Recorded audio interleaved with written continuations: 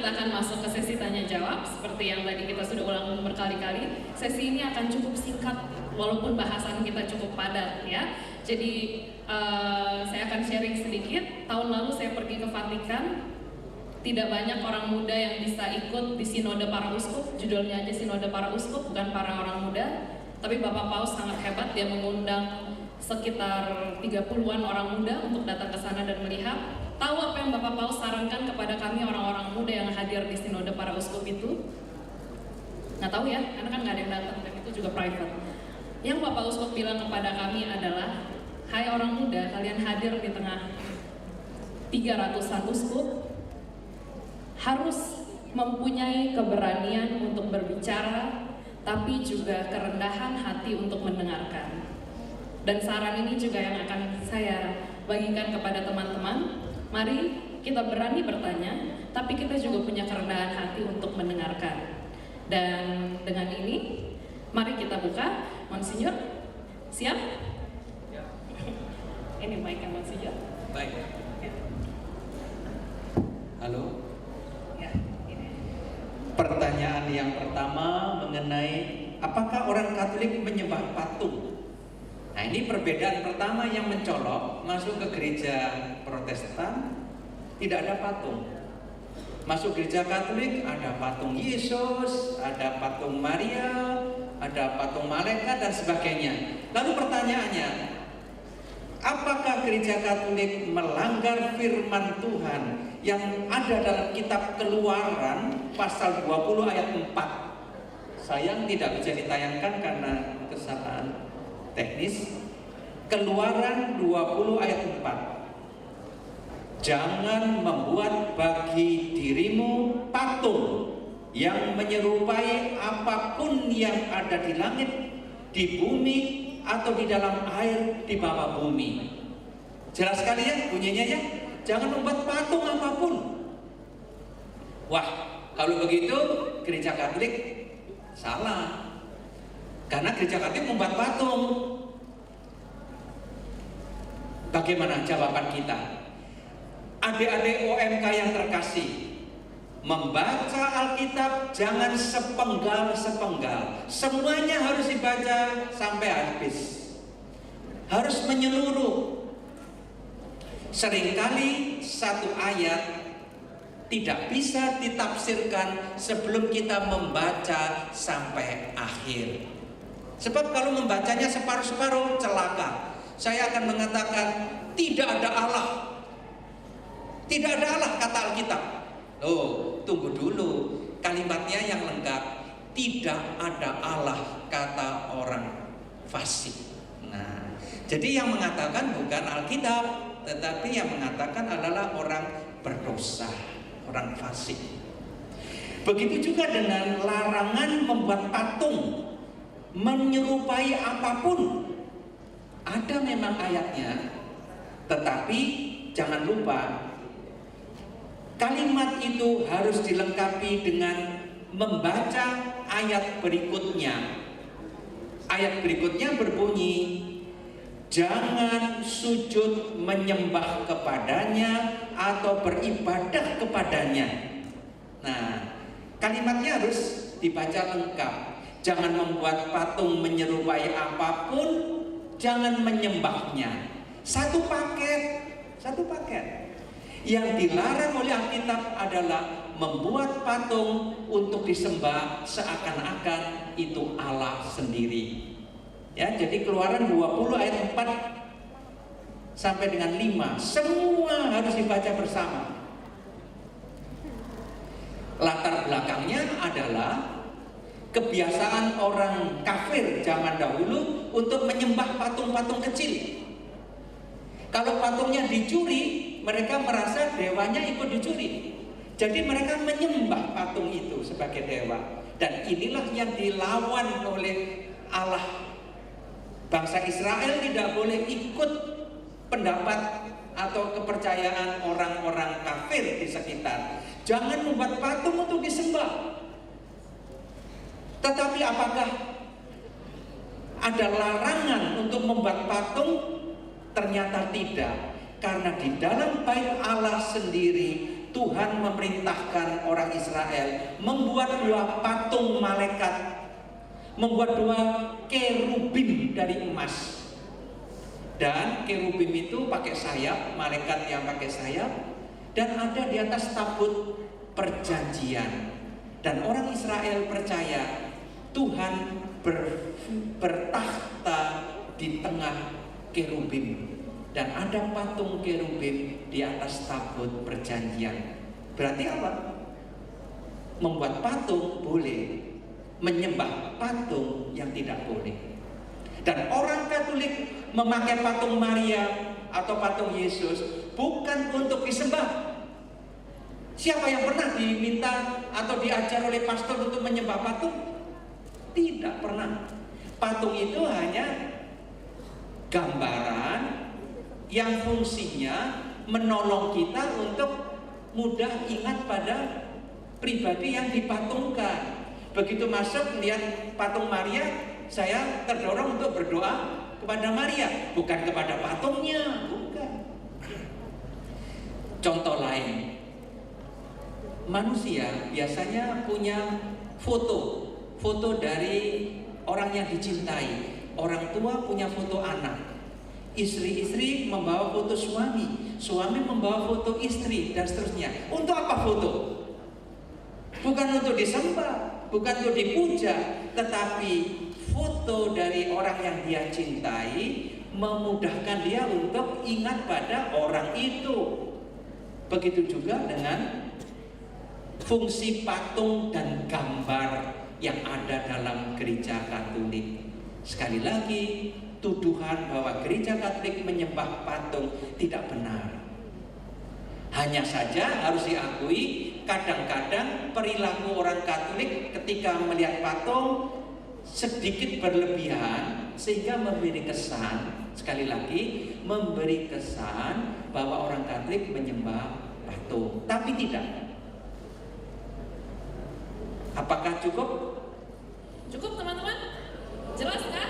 Udah tahu sekarang orang muda Katolik kita menyembah patung apa enggak? Enggak ya, kita nggak menyembah patung. Patung hanya seperti yang tadi Monsinyur bilang, mengingatkan kita pada gambaran yang digambarkan oleh patung itu sendiri. Monsinyur, pertanyaan kedua yang orang muda pengen tahu, api penyucian. Apa itu api penyucian, Monsinyur? Iya, terima kasih. Ajaran tentang api penyucian sering disalah tafsirkan oleh orang Katolik sendiri. Jadi banyak orang Katolik yang tidak mengerti apa arti penyucian itu. Banyak yang mengira menurut ajaran Katolik setiap orang kalau mati masuk neraka atau masuk api penyucian baru masuk surga. Tidak. Api penyucian tidak untuk semua orang, tidak. Karena itu saya harus mengajarkan secara singkat ya ajaran Katolik mengenai orang mati. Kalau kita detik ini mati, tiba-tiba ada bom gitu, kita mati semua di sini. Kita tanya, apa yang kita alami kalau kita mati? Pernah mikir? Iya, pernah nggak? Nah, sekarang pertanyaannya, masuk mana kita? Menurut ajaran Katolik ada 3 kemungkinan. 3.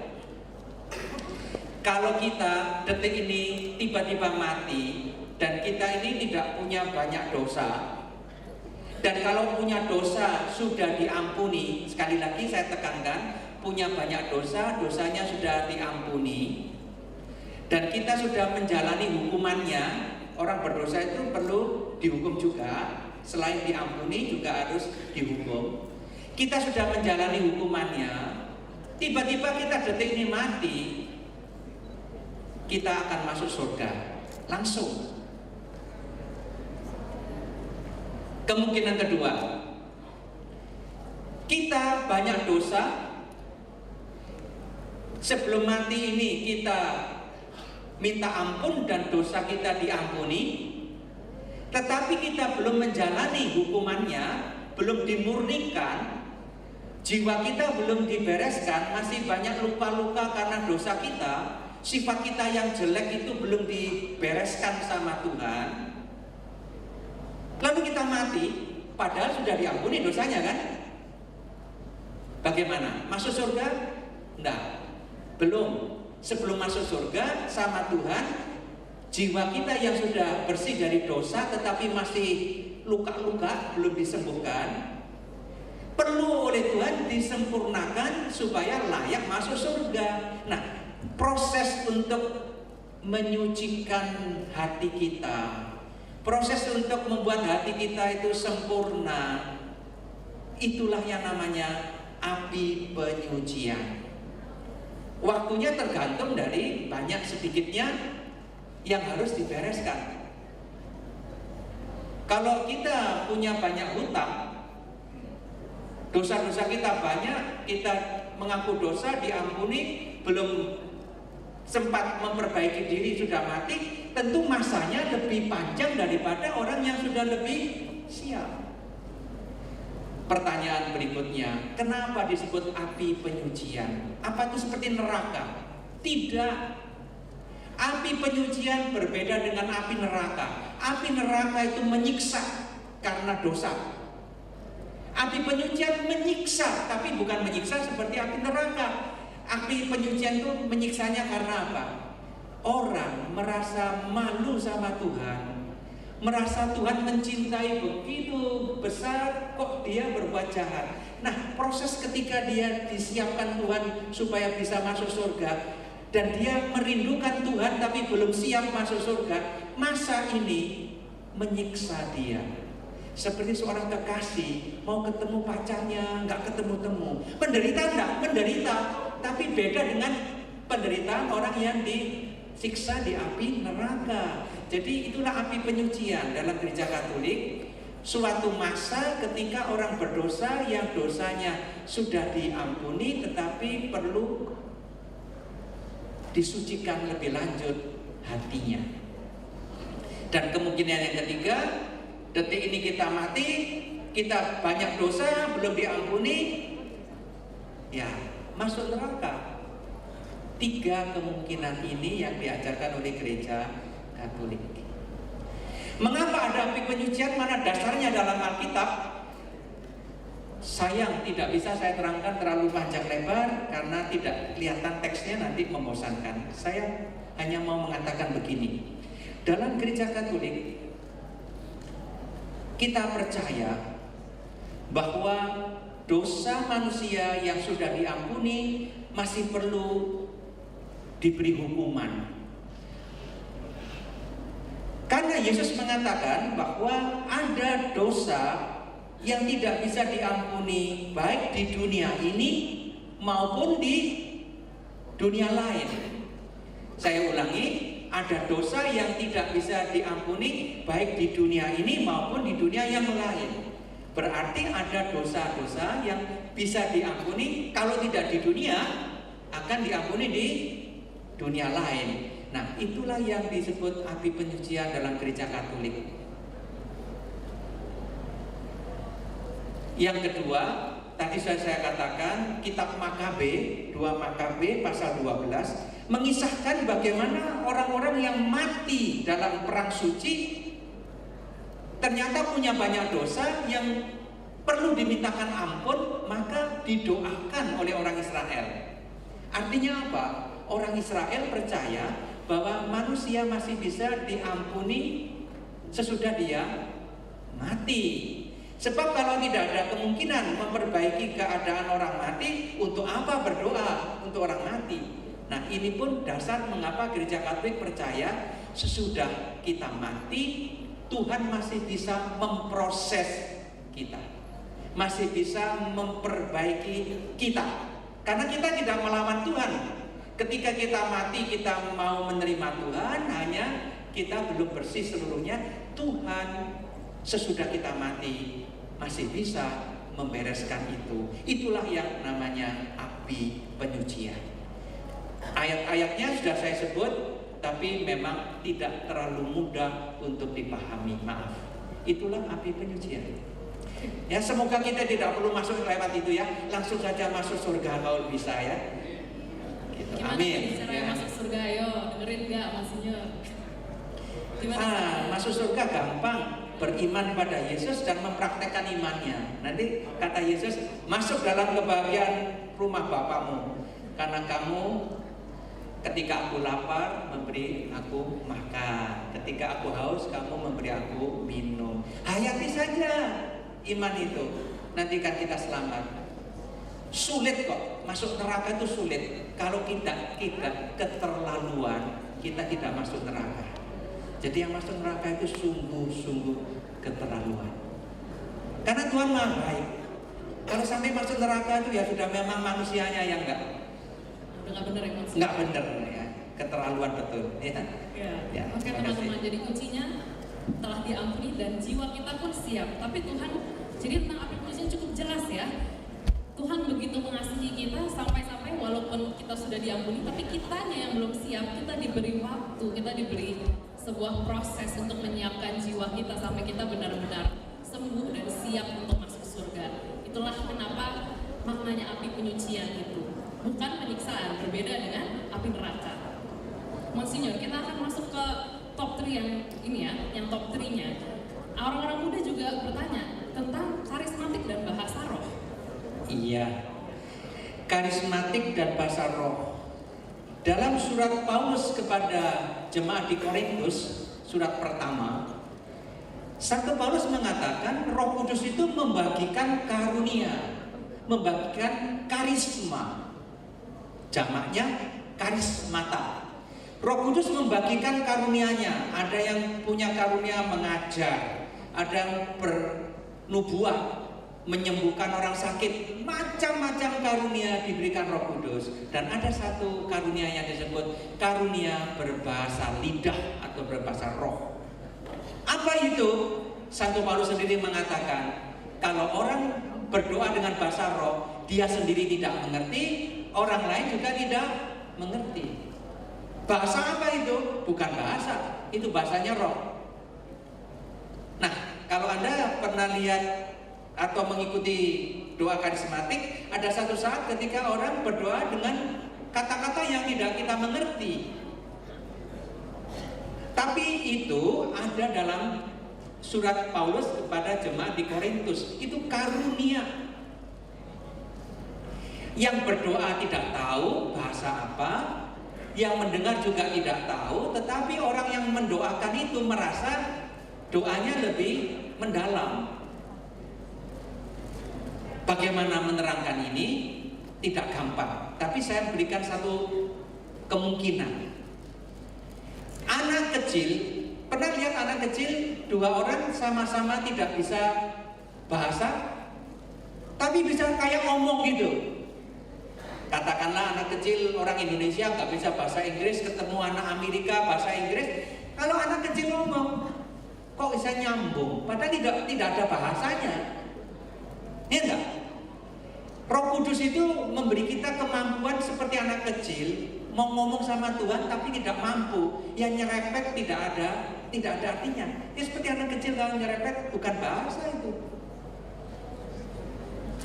Tapi itu digerakkan oleh Roh Kudus sampai manusia nggak bisa ngomong ke Tuhan, keluarnya ya seperti anak kecil asal buka mulut. Itu salah satu penjelasan bahasa roh dalam karismatik. Para saudara, adik-adik OMK yang jelas ini bukan sesuatu yang sesat karena ada dalam Alkitab. Itu dulu. Mungkin kalau diperdalam terlalu sulit ya, tapi saya sudah berusaha memberikan jawaban yang ringkas dulu. Begitu? Cukup teman-teman? Cukup? Sekarang mungkin kita buka untuk ada yang mau bertanya langsung mungkin ke ya, kan mempersiapkan pertanyaan ya. Mudah-mudahan saya bisa. Sudah ada beberapa yang tunjuk tangan, Pak Nitya bisa tolong. Ya, di belakang ada. Tangannya mungkin bisa diangkat terus kalau nggak kelihatan ya. Ya, dari panitia mungkin bisa langsung kasih mic ya ke yang sudah tunjuk tangan.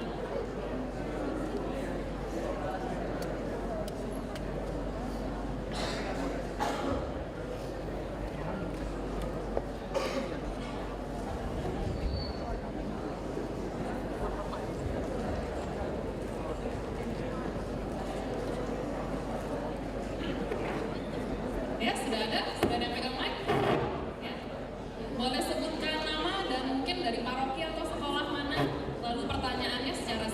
Boleh berdiri mungkin biar kelihatan. Ya.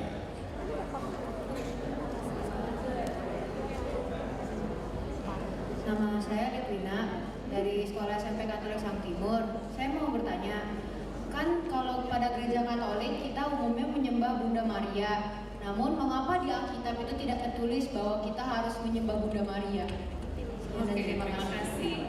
Dari Wina ya, dari Sekolah Sang Timur. Jadi Langsung. tentang menyembah Bunda Maria maksudnya. Iya. Saya umur 64 tahun. Saya Katolik dari umur 3 hari. Dan tidak pernah saya mendengar satu kata dari pastor yang mengatakan kita menyembah Maria. Berarti itu artinya apa? Yang saya katakan tadi, orang luar sering salah paham. Tidak pernah kita boleh menyembah Maria, karena Maria adalah seorang manusia seperti kita. Tapi manusia yang istimewa karena dipilih Tuhan untuk layak menjadi alat melahirkan Putra Allah. Karena dia dipilih Allah untuk mengandung Yesus, maka Maria orang suci, orang istimewa. Dan kita tidak pernah menyembah Maria, kita hanya menghormati Maria. Maka kata-kata menyembah itu harus dicoret, dan tidak ada dasarnya dalam Alkitab kalau menyembah Maria, tidak ada. Tapi kalau menghormati Maria cukup banyak. Terlalu panjang kalau saya menguraikan tentang Maria, tapi saya beri 1-2 jawaban ya. Maria ketika para rasul ditinggal Yesus, mereka berdoa di ruang atas menantikan datangnya Roh Kudus. Maria menemani para rasul menantikan kedatangan Roh Kudus. Maria mendapat tempat istimewa di tengah para rasul. Maria di dalam Alkitab, dalam Injil berkali-kali disebut. Contoh dalam Injil Yohanes, Maria itu munculnya cuma 2 kali, pada perjamuan nikah di Kana dan pada kayu salib. Cuma 2 kali. Apakah berarti Maria kurang penting? Tidak. Justru Injil Yohanes mau mengatakan Maria itu sangat penting karena disebut pada awal dan pada akhir. Nah, dalam Alkitab kalau menyebut awal dan akhir itu dimaksud seluruhnya. Artinya Maria menyertai Yesus dari awal sampai akhir. Maria disebut yang bahagia oleh sekalian bangsa. Dalam Alkitab ada. Jadi kita hanya menghormati Maria. Nanti kalau muncul lagi mengenai berdoa kepada Maria, saya terangkan perjamuan nikah di Kana. Bagus sekali teksnya. Tapi saya jawab dulu pertanyaan Anda. Tidak menyembah, hanya menghormati. Bisa diterima? Oke. Oke, terima kasih Mas Sinyo. Pertanyaan yang berikutnya mungkin ya, ada di sini di depan. Panitia boleh tolong mic-nya? Top ke atas, ada top ke atas biar panitia bisa lihat.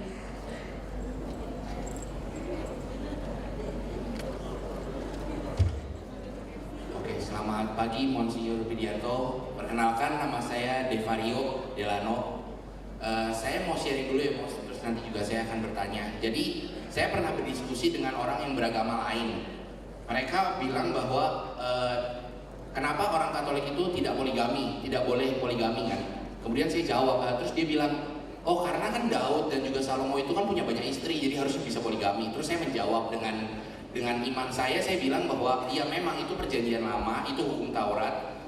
Saya mengakui hal itu, tetapi ketika Yesus lahir, itu hukum itu sudah tidak berlaku lagi. Yang berlaku itu adalah hukum kasih dari Tuhan Yesus, sehingga tidak boleh lagi bercerai dan segala macam.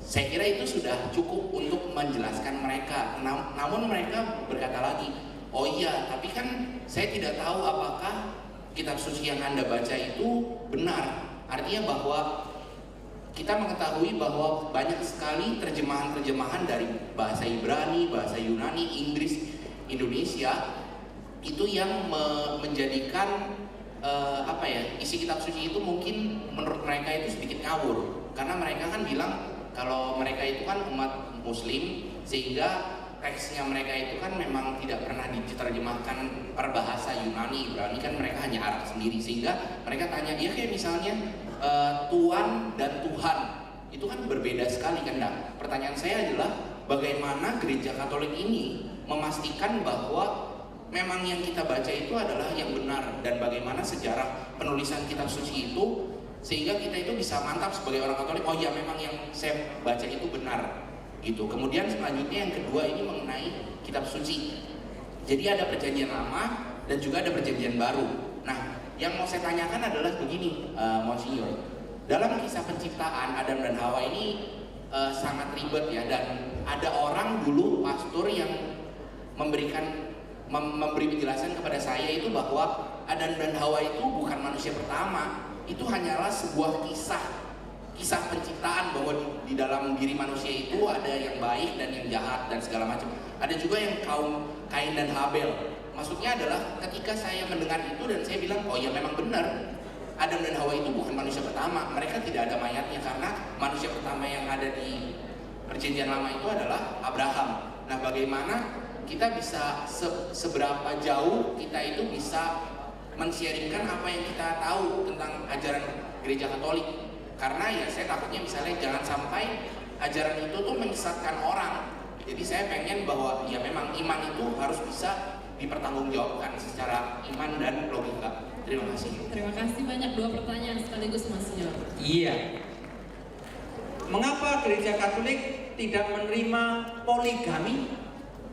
Jadi satu laki-laki punya lebih dari satu istri, atau dibalik poliandri, satu perempuan punya lebih dari satu suami.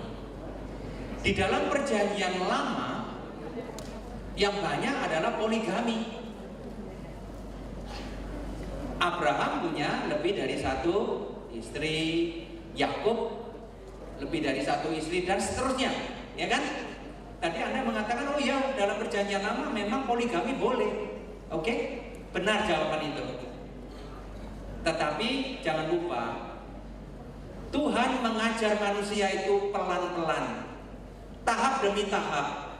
Dari perjanjian lama pelan-pelan menuju ke perjanjian baru, di mana ada perkembangan. Apa yang salah pelan-pelan dikoreksi.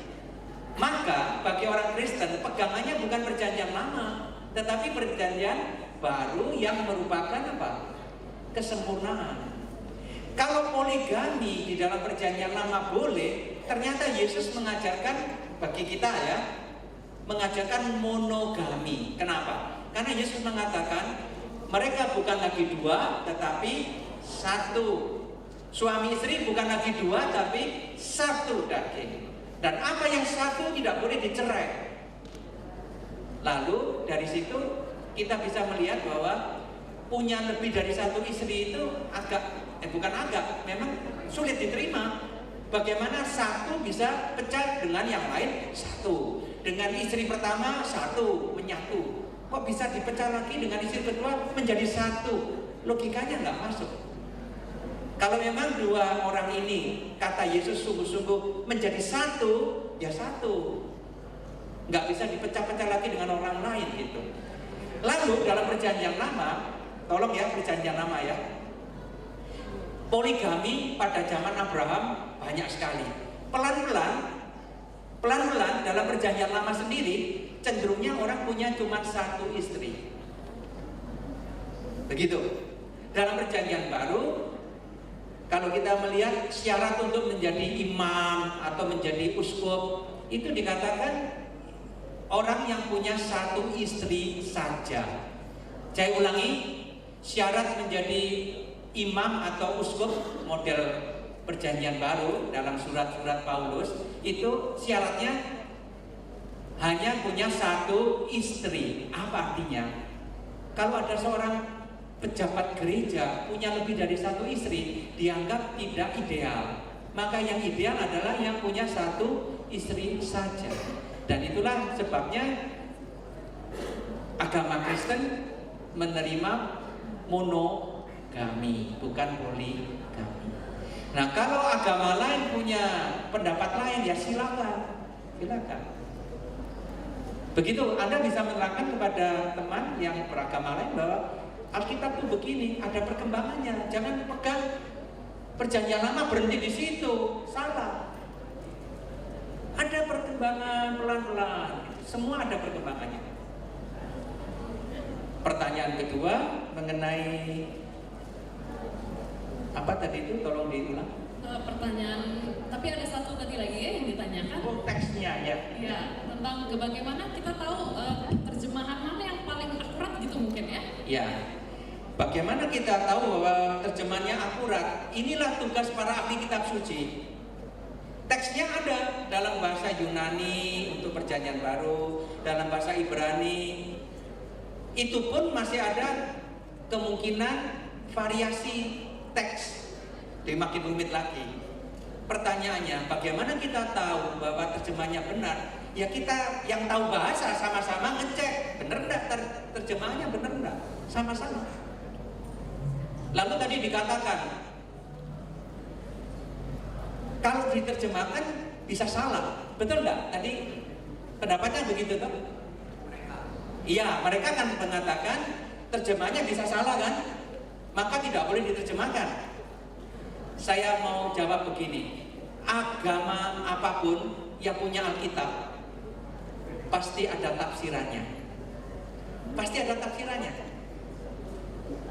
Bahkan setiap agama, mana yang tidak punya aliran? Agama Buddha alirannya banyak. Agama Kristen juga gerejanya terpecah-pecah. Agama Islam juga punya aliran-aliran. Agama lain, semua agama punya aliran. Kenapa? Karena menafsirkan kitab sucinya pun ternyata ada perbedaan. Tidak mungkin dihindari. Coba sebut satu agama yang tidak punya perbedaan tafsiran. Nggak ada. Mengerti yang saya maksud? Jadi nggak bisa dihindari bahwa manusia terpaksa menafsirkan kitab sucinya. Ada tafsir Alkitab di Kuspan Malang, ada satu rak penuh tafsir Al-Quran. Tafsir Al-Quran, judulnya begitu. Artinya apa? Agama apapun harus menafsirkan teks suci yang mereka terima. Begitu jawabannya. Ya, yang kedua, yang terakhir adalah bagaimana kita tahu cerita-cerita di Alkitab itu mana yang cerita? Oke, Adam dan Hawa. Ya. Sekarang saya mau katakan, hanya untuk kitab Kejadian pasal 1 sampai pasal 11 kitab Kejadian ini tidak boleh dianggap sejarah. Tidak boleh dianggap betul-betul terjadi.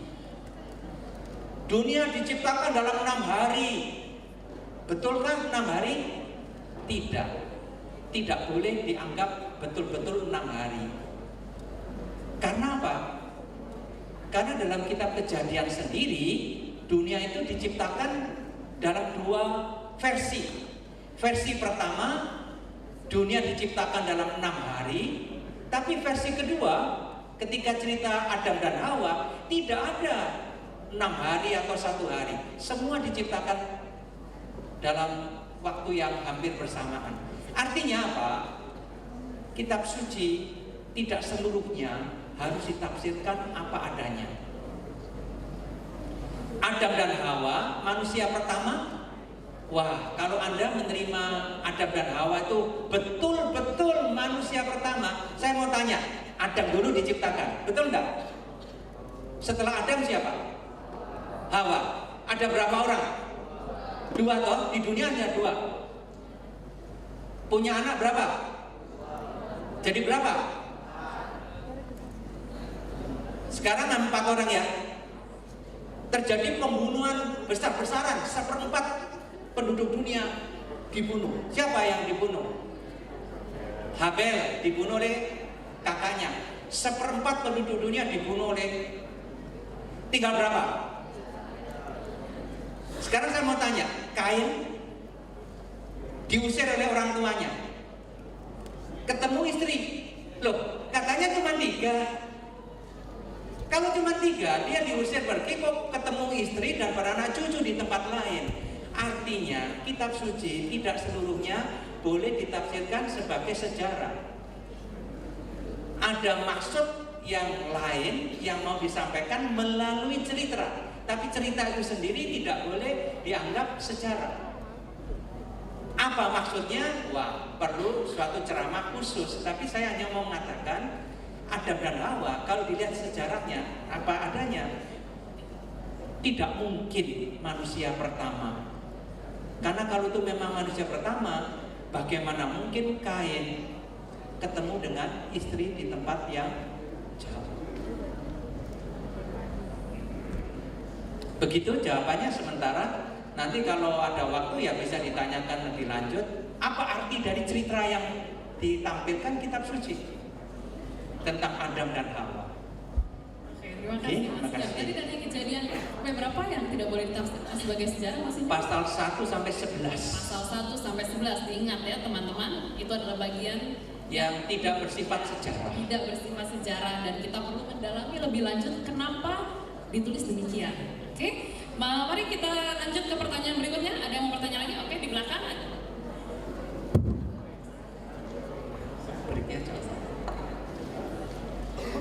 Dari panitia kita tuh berapa lagi? Masih ada berapa menit lagi? 40. Oh, masih ada 40 menit lagi sebelum break. Nama saya Fernando Tonotoguno dari Smart Sang Timur. Saya mau nanya, kenapa saat kita misa Jumat Agung kita nyium salib Yesus, kayak nyium kakinya atau nyium tangannya, padahal kan kita nggak menyembah patung. Terima kasih. Tentang mencium salib, kaki Yesus di salib ya. Itu Jumat Agung ya. Kita mencium salib atau kaki patung Yesus itu ya. Kan tidak boleh menyembah patung. Saya jawab, waktu itu kita tidak menyembah patung. Tidak. Waktu itu kita mengungkapkan rasa hormat kita kepada Yesus yang telah wafat untuk kita.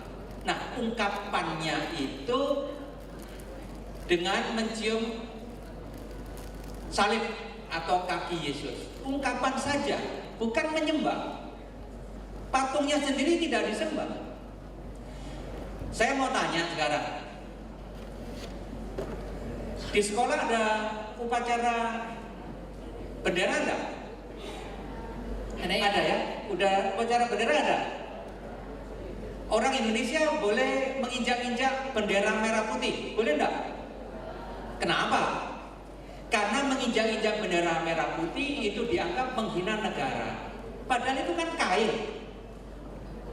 Warnanya merah, dijahit jadi satu menjadi merah putih. Tapi begitu tuh menjadi bendera merah putih dengan ukuran yang sudah ditentukan, kita tidak boleh memandang itu hanya sebagai kain belaka. Tapi kita mengungkapkan melalui kain yang dijahit itu, kita mengungkapkan kepercayaan kita bahwa bangsa Indonesia dilambangkan oleh bendera itu. Maka dalam upacara bendera ada penghormatan. Tapi kita tidak menghormati kain, bukan. Kain itu hanya ungkapan dari bangsa Indonesia yang diwakili di situ. Maka hal yang sama harus kita terapkan pada penghormatan Yesus dalam bentuk salib. Bukan kayunya yang kita cium, bukan patung Yesus yang kita sembah. Kita waktu itu menyembah Yesusnya. Ungkapannya saja berupa mencium patung. Begitu bedanya. Apa bisa diterima? Ya. Aduh, saya kalau cerita begini, lihat aja lah. Ibu-ibu itu kalau ada foto anaknya itu diciumi gitu. Kan itu apa itu? Itu cuman kertas dicium gitu. Tapi jangan salahkan ibu-ibu yang mencium potret anaknya, kangen sama anaknya yang kos di tempat jauh gitu ya. Kadang yang diciumi potretnya. Manusia membutuhkan ungkapan-ungkapan seperti ini, termasuk dalam menghormati Yesus yang tidak kelihatan.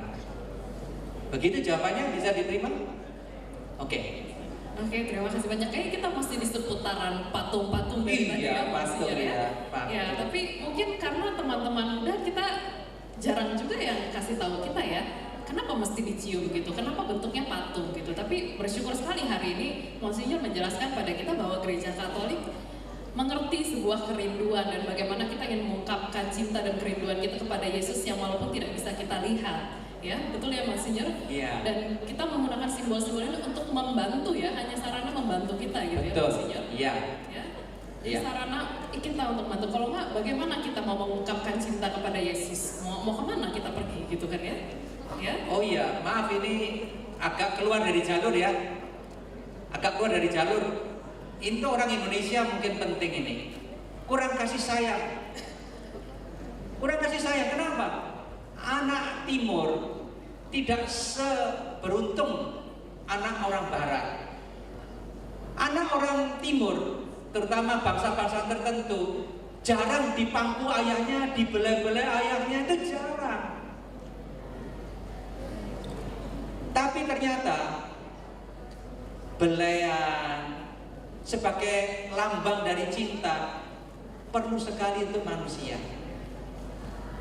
Tapi orang tua bisa mengatakan, saya cinta kok sama anak saya. Nggak perlu pakai simbol-simbol, nggak perlu. Salah. Manusia itu membutuhkan simbol, membutuhkan lambang-lambang. Begitu juga dalam hubungan kita dengan Tuhan, manusia membutuhkan lambang. Saya punya satu kesaksian bagus sekali, seorang Katolik yang pergi ke Amerika, pindah gereja, sangat terlibat dalam gereja lain. Setelah sekian tahun dia langsung rindu lagi karena sudah terlalu biasa dengan simbol-simbol. Ada kerinduan untuk kembali ke Katolik dan sekarang juga kembali. Karena kalau hanya mendengar firman, tidak ada apa-apanya, dia lama-lama merasa kosong. Perlu ada simbol, melihat patung, ingat Maria, melihat Yesus, ingat Yesus. Ada gambar-gambar, ada dupa, baunya harum waktu misa, ada air direjekkan. Lama-lama setelah dia meninggalkan gereja Katolik, tidak ada simbol-simbol seperti ini. Lalu dia merasa kosong, lalu kembali. Itulah yang dialami oleh seorang yang pernah saya baca dalam internet. Begitu ya? Ya, terima kasih banyak Monsinyur. Cerita tadi sebenarnya mengingatkan saya, kalau saya boleh cerita sedikit, di pengalaman saya ke Vatikan. Ketika saya ke Vatikan itu, saya diberi kesempatan untuk berbicara di hadapan para uskup dan Bapak Paus sendiri yang hadir. Teman-teman bayangkan bagaimana saya dari Indonesia, siapa hanya negara kecil dan kita bukan negara Kristen ya. Kayak nggak ada yang tahu, orang-orang tahunya kita negara Muslim, tapi siapa sih saya gitu, dan sampai bisa berbicara di hadapan para uskup dan Bapak Paus sendiri yang sangat-sangat saya fans berat Paus Fransiskus. Malam hari sebelum saatnya saya berbicara, kebetulan asrama saya pas di sebelahnya Vatikan, dan di atas Vatikan ada patung-patung para kudus. Dan di situ saya berdoa. Dan saya merasa para kudus sungguh beserta saya pada saat itu, karena saya merasa menjalankan misi yang sama bersama mereka. Dan saat itu saya merasa patung itu sangat membantu saya gitu. Saya nggak pernah ketemu Santo Paulus, saya nggak pernah ketemu Santa Veronica dan semua para kudus. Tapi gambaran itu sungguh membantu saya untuk merasa, oh ternyata kami bersama dalam satu misi gereja yang sama. Jadi saya rasa mungkin sharing itu juga yang bisa membantu. Kita tidak pernah menyembah patung. Saya pun tidak pernah merasa patung itu ketika dihancurkan dan tiba-tiba iman saya hilang. Tapi itu hanya membantu kita gitu untuk mengingat para kudus, mengingat Yesus yang kita cintai, sebuah gambaran saja ya. Terima kasih banyak atas jawabannya dan sharingnya Monsinyur. Mungkin kita jawab satu pertanyaan lagi, lalu kita break sebentar karena tampaknya cukup banyak ya terima pagi ini gitu. Mungkin teman-teman juga butuh mungkin waktu sebentar untuk dapat meresapi apa yang telah kita terima. Tapi satu pertanyaan lagi boleh Mas? Boleh, silakan. Oke, satu pertanyaan terakhir sebelum break ya. Di sini ada tunjuk tangan yang cepat sekali. Ditunjuk tangan di sini ya, yang baju hitam ya. Panitia boleh tolong bantu di sini sebelah kanan saya, ya. Sudah ada yang megang mic dulu. Oke, yang tadi boleh di setelah break ya? Ya, terima kasih. Ya, silakan di belakang. Selamat pagi, Monsinyur. Saya Tiffany dari KLKMBK. Saya ingin menanyakan mengapa hanya laki-laki yang diperbolehkan untuk menjadi imam, uskup ataupun paus. Oke, terima kasih. Ini salah satu dari top 10 Iya, questions kita betul. yang diserobot masuk ini. Iya. Memang pertanyaan ini terus muncul. Dan di kota Roma kadang-kadang ada demonstrasi. Suster-suster itu demo minta untuk jadi pastor gitu. Pertanyaannya, mengapa gereja Katolik hanya mengizinkan imam itu dari kaum pria? Kenapa? Jawabannya begini. Allah ingin membandingkan dirinya dengan seorang suami yang mencintai kita manusia yang digambarkan sebagai seorang istri. Saya ulang, Allah membandingkan diri dengan seorang suami yang mencintai manusia kita yang dibandingkan dengan seorang istri. Kristus itu mempelai laki-laki, kita umatnya mempelai perempuan. Ini jelas tak ini? Ya, jelas. Karena itu imam-imam yang mewakili Kristus lebih tepat sebagai lambang adalah kaum pria, suami yang mencintai gereja, mempelai Kristus yang adalah digambarkan seperti seorang perempuan. Dari segi itu lebih cocok yang mewakili Kristus sang suami itu adalah kaum pria. Dan nyatanya Yesus memang mempunyai murid dan para rasul hanya dari laki-laki. Tidak bisa disimpulkan kalau begitu Yesus tidak menghormati perempuan. Oh, tidak bisa. Yesus sangat menghormati perempuan. Kalau gereja hanya mentapsirkan laki-laki untuk jadi imam, tidak boleh ditafsirkan, oh kalau begitu gereja Katolik kurang menghormati wanita. Tidak. Jangan sempitkan peranan wanita hanya pada menjadi imam. Wanita punya peranannya sendiri yang sangat berharga. Tetapi untuk menjadi imam, mewakili Yesus, lebih cocok laki-laki. Untuk wanita, peranannya banyak sekali peranan wanita yang bisa dibagikan. Ketua Dewan Paroki pun banyak yang perempuan di Keuskupan Malang. Ya, itu yang bisa saya jawab. Gereja Katolik berpegang pada data sejarah. Yesus hanya punya rasul-rasul laki-laki, dan itu cocok untuk melambangkan seorang suami. Begitu kira-kira? Oke, terima kasih Monsinyur.